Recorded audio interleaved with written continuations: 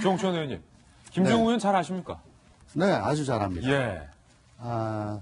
문재인 대통령이 당 대표를 그만두기 직전에 인재를 영입했는데 그때 같이 제가 마지막으로 들어왔고요. 저보다 앞서서 영입된 관료 출신이죠. 뭐 아주 뭐라 그러나요? 착하다 그러나 예, 전 뭐 사실 좀 놀랬고요. 예. 그래서 제가 좀 알아봤어요. 뭐냐 이거. 김정우 의원이랑 통화하셨어요? 방송 직접? 예, 알아봤습니다. 근데 김정우 의원 뭐 얘기를 뭐 저 나름대로 소화해가지고 말씀을 드리면.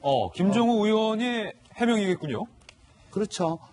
그러니까 20대 국회가 아직 그러니까 총선 직후에 아마 이 여성이 국회의원 보좌진으로 들어가고 싶었던 모양이에요. 예. 그래서 의원회관에서 의원이 만났고 웬일이냐 해가지고 그런 얘기 듣고 한 3번 정도 만나서 조언을 해주고 했답니다. 근데 그게 제대로 잘 안 되니까 예. 김정우 의원도 좀 미안했던 감정이었다라고 하고요. 그래서 근데 김정우 의원이 술을 잘 못합니다. 술을 예. 안 합니다. 술을 못해서 술 마시면서 이제 힘들겠다라고 하는 얘기를 할 수가 없어가지고 대신 택한 게 극장이었다. 그리고 그 극장도 무슨 다큐 드라마 다시 태어나도 우리는 뭐 이라는 티벳 승려의 다큐 드라마를 같이 보러 갔었고 티켓팅을 그 여성분이 했다. 예.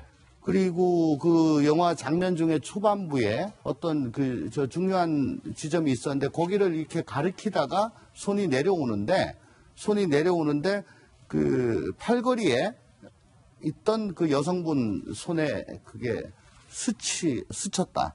그러니까 영화 초반에? 네, 한 15분, 러닝타임 한 15분쯤 됐을 때, 저기가 거기네.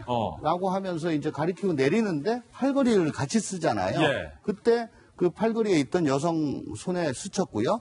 그때 굉장히 화들짝 놀라는 걸 보고 자기도 깜짝 놀라가지고 미안하다. 즉시 사과를 했고, 그 영화가 95분짜리였는데 그걸 끝까지 다 보고 나왔다.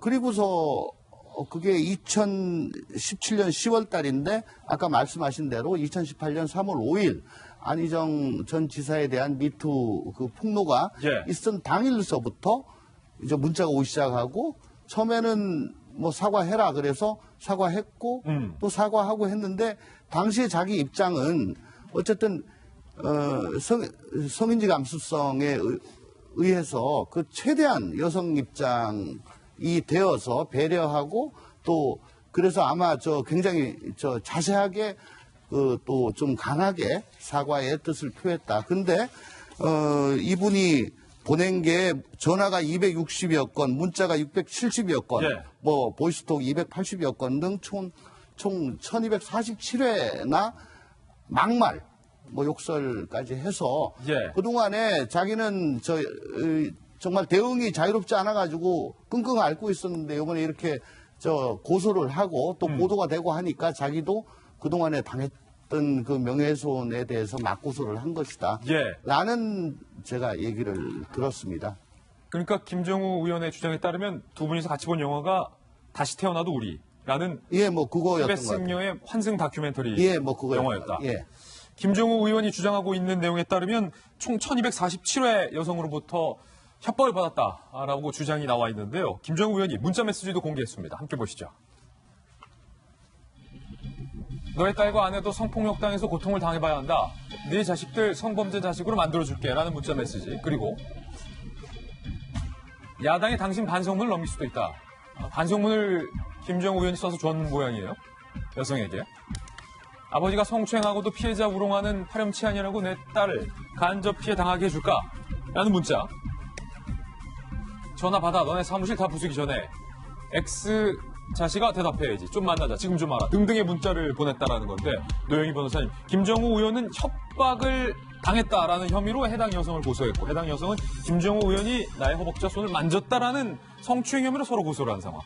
지금 판례를 보게 되면요. 이제 그러니까 팔이나 손을 잡은 것하고 허벅지에 손이 가거나 이렇게 접촉이 된 것하고는 틀리게 봐요. 굉장히 중요한 거다. 그 그래서 부분이. 허벅지 같은 곳에 만약에 손이 닿았다 그러면 그건 강제 추행으로 인정되기 충분하다. 그렇지만 손을 잡았거나 손이 스쳤거나 특히 영화관 같이 좁은 곳에서 만약에 이렇게 스친 것이라고 한다면 그건 또 그렇게 성적인 의미를 받아들이지 않기 때문에 이 상황에서 정말 허벅지에 손이 닿은 건지 정말 손이 그냥 팔걸이에 가다가 스친 건지는 매우 중요합니다. 매우 중요하다. 그런데 문제는 그걸 확인할 길이 없다라고 하는 거죠. 그래서 이 부분을 조금 확인해 봐야 되고 이런 식이라고 한다면 사실 지하철 같은 데서 손도 못 잡죠. 우리 손잡이 맨날 부딪히잖아요. 근데 중요한 건 그것하고 이번에 이 여성분이 1247번이나 문자와 이런 것들을 통해서 협박한 것은 매우 다른 문제다. 그건 다른 본인이 문제다. 만약에 그런 식의 정말로 추행을 당했다 하더라도 즉시 그것에 대해서 그런 조치를 취하거나 고소를 했어야 되는 것인데 그렇게 하지 않고 식구들까지 운운하면서 1247회나 저런 식으로 괴롭혔다는 것은 예. 제가 볼 때는 충분히 협박죄로 구성하고 남습니다.